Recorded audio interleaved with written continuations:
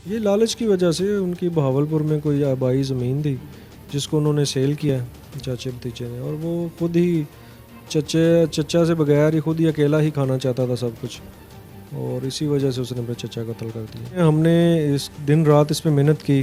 हम सफ़ेद पारचात में चले गए, वहाँ पे छोटी छोटी बातों के ऊपर भी हमने इसकी तफ्तीश की। कत्ल कोई भी हो, छोटा हो बड़ा हो, 2 हो 3 हो, कोई बंदा ये कह दे कि जी मैं कत्ल करके छुप जाऊंगा, ये नहीं होता।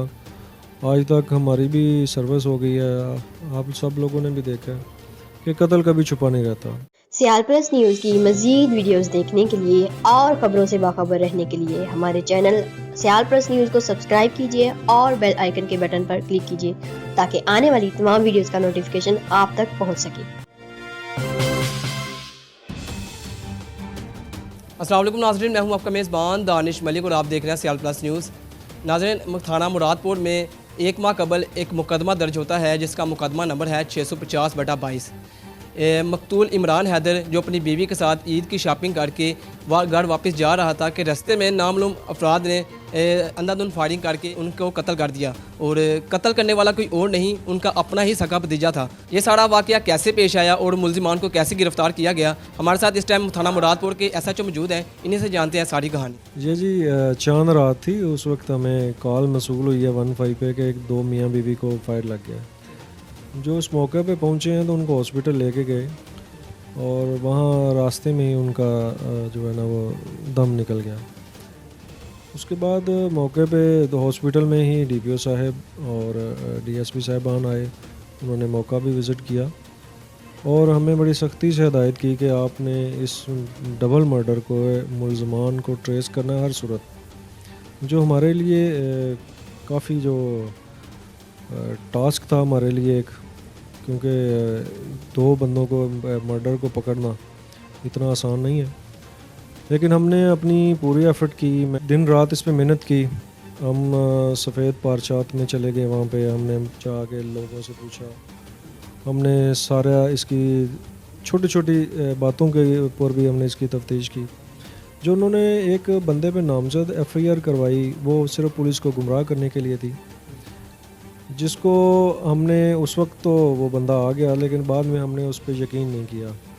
हमने अपनी एफ़र्ट की, हमने असल बंदे के बारे में सारी मालूमात हासिल की, हमने उसका जो जो किरदार है उसके बारे में सारी मालूमात हासिल करने के बाद हमने फिर उसकी गिरफ़्तारी के लिए मुख्तलिफ़ जगह जो हम गए, और मेरी टीम की बहुत ज़्यादा एफ़र्ट थी इसमें।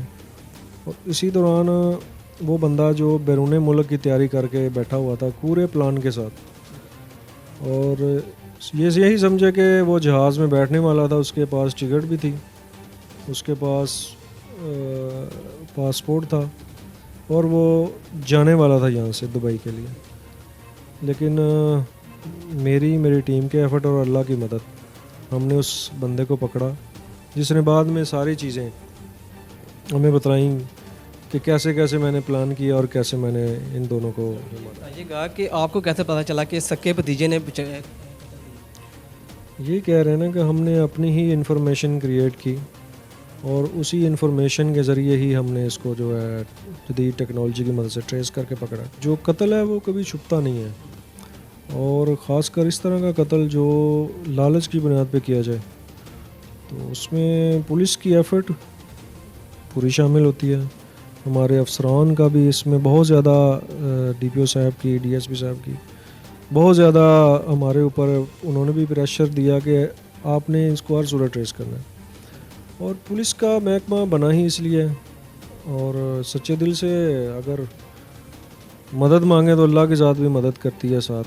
तो हमारी बस एफ़र्ट है और जदीद टेक्नोलॉजी है। मुलजिमान पर आपको अब तक क्या क्या कार्रवाई की गई? मुलजमान को, मुलजम जो है वो उसका भतीजा है, उसको हमने उसका रिमांड लिया है।